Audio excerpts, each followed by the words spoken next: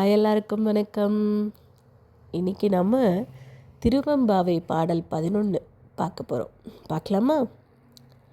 மெய்யார் தடம் பொய்கை பொக்குமுகேர் என்ன கையால் குடைந்து குடைந்து உன் கழல் பாடி ஐயா வழியடியோம் வாழ்ந்தோம் கான் ஆரழல் போல் செய்யா வெந்நீரு ஆடி செல்வா சிறு மருங்குள் மையார் தடங்கண் மடந்தை மணவாளா ஐயா நீ ஆட்கொண்டருளும் விளையாட்டில் உய்வார்கள் உய்யும் வகையெல்லாம் உய்ந்தொழிந்தோம் எய்யாமல் காப்பாய் எமையேலோர் எம்பாவாய்.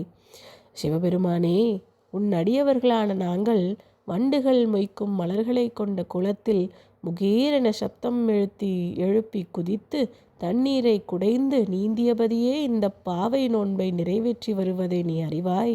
சிவந்த நெருப்பை போன்றவனே, உடலெங்கும் திருநீறு அணிந்தவனே, செல்வத்தின் அதிபதியே, சிறிய இடையையும் மையிட்ட அழகிய கண்களையும் உடைய பார்வதி தேவியின் மணாளனே, ஐயனே, நீ இந்த உயிர்களை ஆட்கொண்டதும் அவை என்னவெல்லாம் நன்மையடையுமோ அவை அனைத்தையும் அடைந்துவிட்ட உணர்வு உன்னை பாடினாலே எங்களுக்கு கிடைத்து விடுகிறது.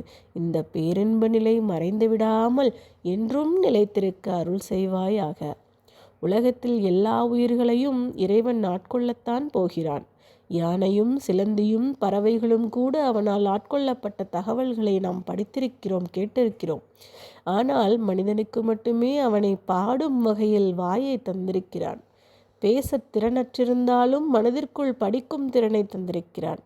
எனவே கிடைத்தற்கரிய இந்த மானிடப் பிறவியை பயன்படுத்தி நீராடும் போதும் உண்ணும் முன்பும் உறங்கும் முன்பும் நமச்சிவாயா என்று அவன் திருநாமம் சொல்லி பிறப்பற்ற நிலையை அடைய வேண்டும் என்பது இந்த பாடல் உணர்த்தும் கருத்தாகும்.